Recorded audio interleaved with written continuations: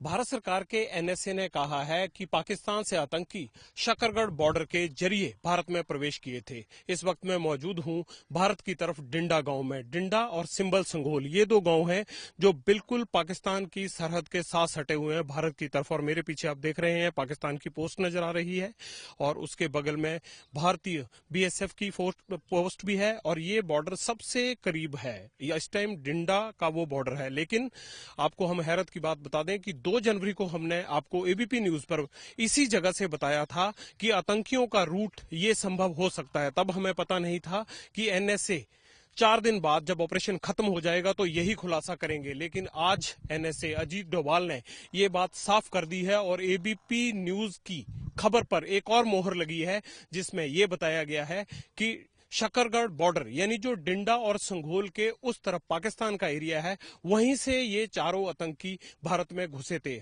ਤੇ ਦੂਜੇ ਪਾਸੇ ਜਾਣਾ ਹੈ ਜੇ ਪਾਕਿਸਤਾਨ ਦੇ ਪਾਸੇ ਤੇ ਕਿਹੜਾ ਪਿੰਡ ਲੱਗਦਾ ਹੈ ਤੇ ਉੱਥੇ ਪਿੰਡ ਤੱਕ ਪਹੁੰਚਣ ਲਈ ਕਿੰਨਾ ਟਾਈਮ ਲੱਗਦਾ ਹੈ ਬਾਰਡਰ ਕ੍ਰਾਸ ਕਰਨ ਨੂੰ ਕਿੰਨਾ ਟਾਈਮ ਲੱਗਦਾ ਹੈ ਬਾਰਡਰ ਕ੍ਰਾਸ ਕਰਨ ਨੂੰ ਇੱਥੋਂ ਤਕਰੀਬਨ 1 ਘੰਟੇ ਚ ਪਹੁੰਚੀ ਜਾਂਦਾ ਆਦਮੀ ਉਹਨਾਂ ਦੇ ਪਿੰਡਾਂ 'ਚ। हालांकि ये नहीं पता लगा है कि सिंबल संघोल से या फिर डिंडा गांव से इन्होंने प्रवेश किया, ये अभी तय होना बाकी है। लेकिन बड़ी बात यह है कि हमारी खबर एक बार फिर सही साबित हुई है और डिंडा गांव और सिंबल संघोल गांव की तरफ से ही आतंकी अंदर घुसे थे। और हमने ये आपको 2 जनवरी को ही बता दिया था जब पहली बार हम ये बताने के लिए इसी गांव में आए थे कि आतंकियों का संभावित रूट क्या हो सकता है। तो एक बार फिर एबीपी ने आपके भरोसे को जीता है, अपने लोगों के, अपने दर्शकों के भरोसे को जीता है। कैमरामैन राजेंद्र सिंह के साथ जगविंदर पटियाल, एबीपी न्यूज, डिंडा गांव, इंटरनेशनल बॉर्डर, बामियाल। आपको बता दें कि भारत और पाकिस्तान के बीच डिंडा गांव है और दोनों देशों को एक नदी जोड़ती है जिसका नाम है तारणी। क्या नदी के रास्ते घुसे होंगे आतंकी? ये भी एक सवाल है और इस सवाल का जवाब जानने के लिए हमने बात की है वहां के स्थानीय लोगों से। शकरगढ़ बॉर्डर के साथ लगता है भारत का डिंडा गांव। मैं इस वक्त डिंडा गांव में मौजूद हूं और यहां के बहुत सारे लोग जो कि पाकिस्तान में बंटवारे के बाद यहां पर बसने के लिए आ गए थे। इनमें से ये एक ही परिवार है जिससे पूरा गांव बना है। ये शकरगढ़ के बेड़िया गांव के थे और अब यहां डिंडा गांव में रहते हैं। फक्कर सिंह जी हमारे साथ है। फक्कर सिंह जी, ये बताइए कि आपका गांव इंटरनेशनल बॉर्डर से सबसे करीब पड़ता है जी। आपके गांव के आसपास क्या नदी नाले हैं जो भारत से पाकिस्तान जाते हो? हाँ, नदी है एक इधर सिंबल स्कूल गांव है ना, ये आगे गांव है एक अपना पंजाब का, तो उसके बीच में एक नदी पड़ती है, तरना नदी है। तरना नदी कहाँ से आती है और किधर को जाती है? वो पीछे पाकिस्तान से आती है और वो पीछे फिर जाके JNK से आती है, तो इधर पंजाब में दाखिल होती है और फिर दोबारा फिर पाकिस्तान में जाती है। नहीं, दोबारा ये आगे दरिया है ना, उज्ज दरिया में मिल जाती उसमें मिल जाती है। आगे फिर वो रावी में मिल जाती है। उज्ज दरिया भी पाकिस्तान में जाता है? उज्ज दरिया फिर पाकिस्तान में जाता है, पहाड़ीपुर के पास आके फिर आगे जाके ना और मराड़ा पत्तन है ना, उत्थे जाके उसमें मिल जाती है रावी ये में। सारे रावी में मिलते हैं। हाँ हाँ। लेकिन ये बॉर्डर पर पाकिस्तान और भारत के बीच में घूमते हैं दोनों, उज्ज दरिया भी और जो नदी आप बता रहे हैं ये भी। हाँ, ये घूमते हैं बीच में। कभी उसमें चले जाते हैं, कभी इसमें। इसमें ये बताइए कि जैसे आपके इंटरनेशनल बॉर्डर पे तो अभी आपके घर के पीछे बिल्कुल ये सारी तारें लगी हुई हैं। हाँ हाँ।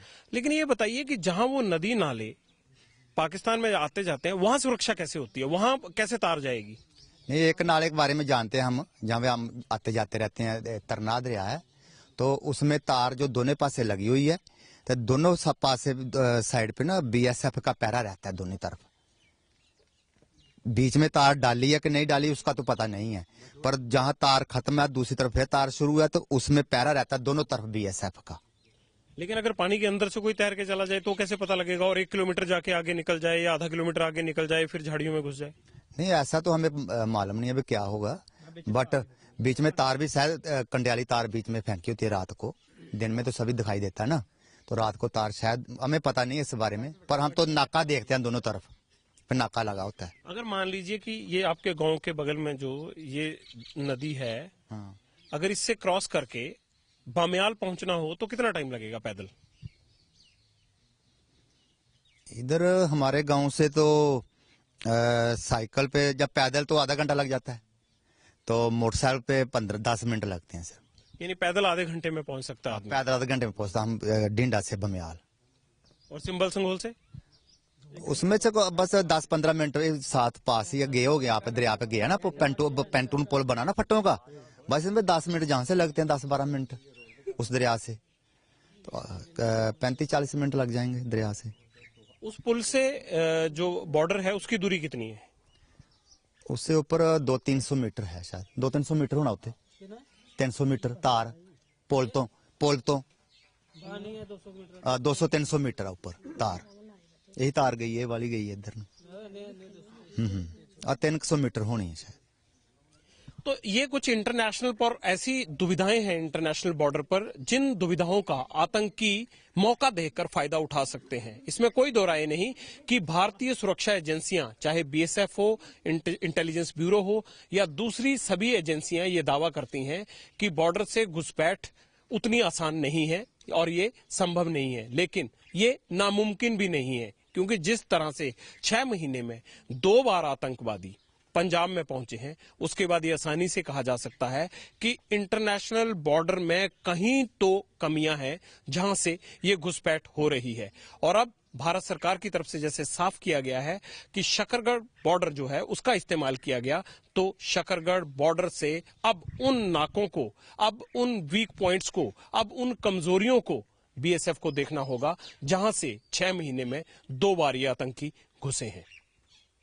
कैमरामैन राजेंद्र सिंह के साथ जगविंदर पटियाल, एबीपी न्यूज, डिंडा गांव इंटरनेशनल बॉर्डर।